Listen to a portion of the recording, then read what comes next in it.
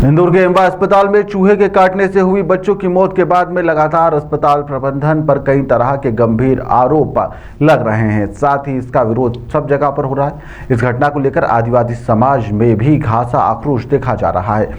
आज मृतक बच्ची यहां पर केशव के माता पिता और जय संगठन के सदस्य एम्बा अस्पताल में पहुंचे और इस घटना पर जमकर अपनी नाराजगी जाहिर करी है। उन्होंने अस्पताल प्रबंधन पर जमकर हमला बोला। मीडिया चर्चा करते हुए उन्होंने अपनी पीड़ा भी साझा करी। इस दौरान उन्होंने एडवोकेट जो थे उन्होंने अपनी बात रखी। उन्होंने कहा कि अस्पताल प्रबंधन की यह लापरवाही है, व्यवस्थाओं में खामियां हैं और यहां पर जिसके कारण निर्दोष बच्चों की जान चली गई। उन्होंने मांग करी है कि दोषियों पर कड़ी कार्रवाई होना चाहिए। साथ ही यहां पर मेडिकल कॉलेज के जो डीन है उनके ऊपर भी कार्रवाई होना चाहिए। वहीं पर पीड़ित परिवार को 1-1 करोड़ रुपए की आर्थिक सहायता भी देना चाहिए।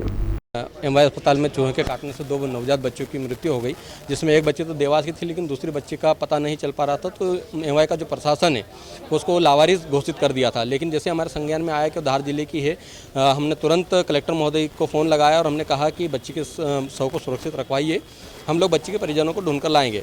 और जैसे के साथ ही बच्ची के परिजनों को ढूंढने में लग गए। लगातार ढूंढने के बाद बच्ची के परिजन मिले और धार जिले के राजौद के रहने वाले हैं। ये धार से बच्ची रेफर हुई थी, इंदौर आई थी और इंदौर पर एमवाई प्रशासन की लापरवाही के कारण बच्ची की आज इस दुनिया में नहीं रही।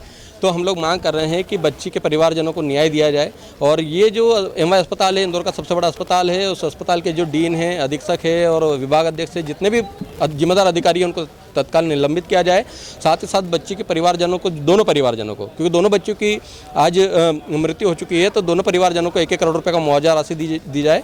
और जो बच्ची की जो पोस्टमार्टम रिपोर्ट है उसको वीडियोग्राफी करके सार्वजनिक किया जाए ताकि हमें पता चले कि हुआ क्या था। क्योंकि अभी हमें अंदर से खबर आई है कि जो धार की जो बच्ची है जिनके परिजन आज आए हुए हैं उनकी उस बालिका की 3 उंगलियां नहीं है, यानी कि 3 उंगलियां चूहे खा गए होंगे।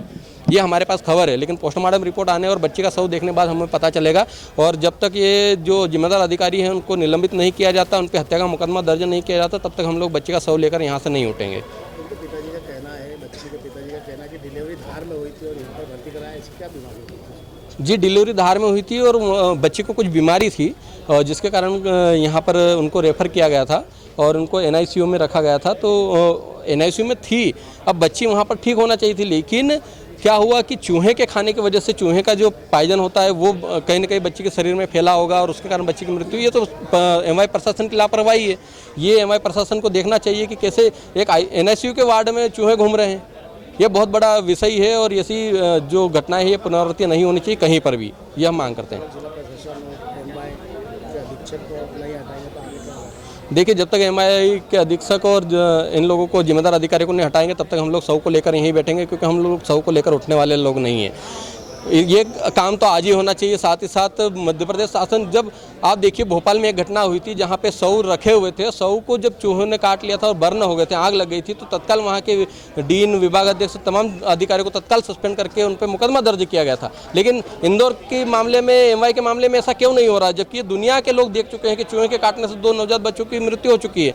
क्या यह दोहरी नीति नहीं है? क्या यह सिर्फ आदिवासी बच्ची और मुस्लिम बच्ची थी इसलिए उसकी आवाज़ को दबाया जा रहा है, उसको न्याय नहीं दिया जा रहा? अगर आज कोई उच्च वर्ग की अगर बच्ची होती तो तत्काल यहाँ के डीन और विभाग अध्यक्ष को सस्पेंड कर दिया जाता। हम लोग मांग करें इनको सस्पेंड किया जाए, क्योंकि इनकी गलती की वजह से आज हमारी बच्ची की जान गई है। एडवोकेट लोकस मुजालदा, राष्ट्रीय अध्यक्ष, JS।